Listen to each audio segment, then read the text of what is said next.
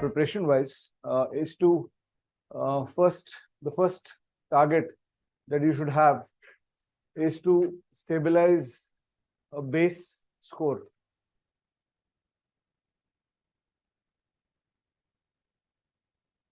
You have to stabilize a base score section wise.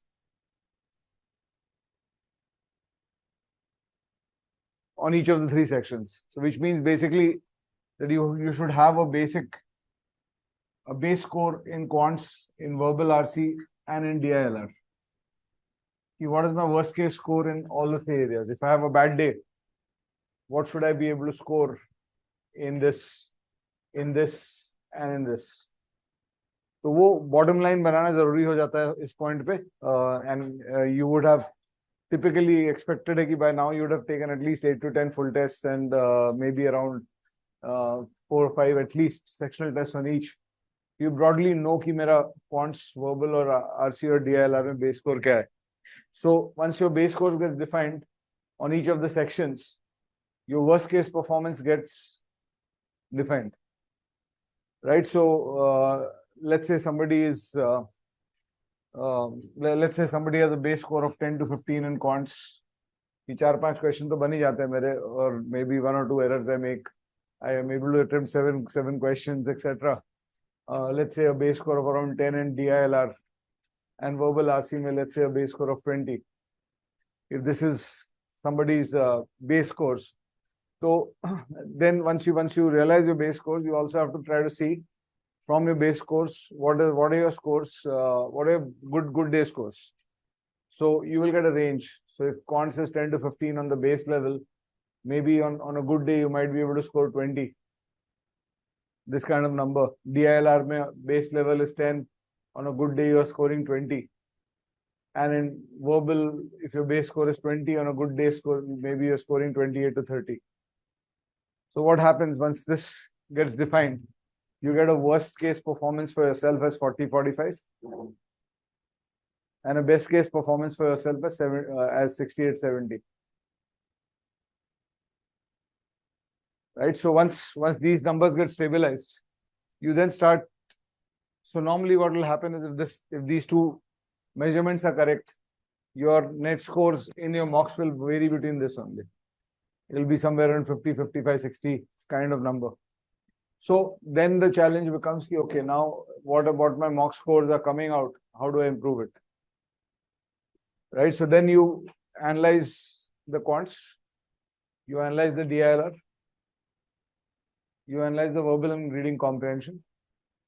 So when you do the quants analysis, mein, one of the things you need to measure across tests, and if you measure this on one test, there might be some randomness element in the measurement of the test.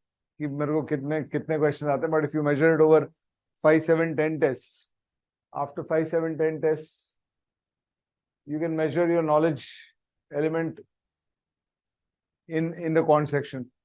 So out of 22 questions, normally how many do I know? Right? So typically there might be, so somebody has these scores in quants. It means that he's scoring 4 to 5 questions versus 7 to 8 questions here. Right? So uska knowledge kitna hai, us pe fir define hoga. Now, obviously when you want to raise this band, you want to raise this band to base score 20 and good score 30, 35. 10 marks se jump karana hai tumko. So wo kitna raise kar paoge isko, how much you will be able to raise will depend on whether you have the knowledge to do it. So if your knowledge is limited to 10, 12 questions out of 22, then that band cannot change. This band of score will remain the same. So there might be two cases, two situations.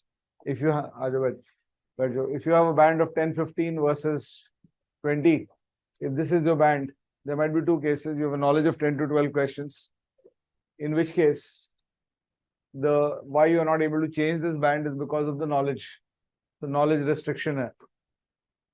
Your knowledge is restricting your score improvement.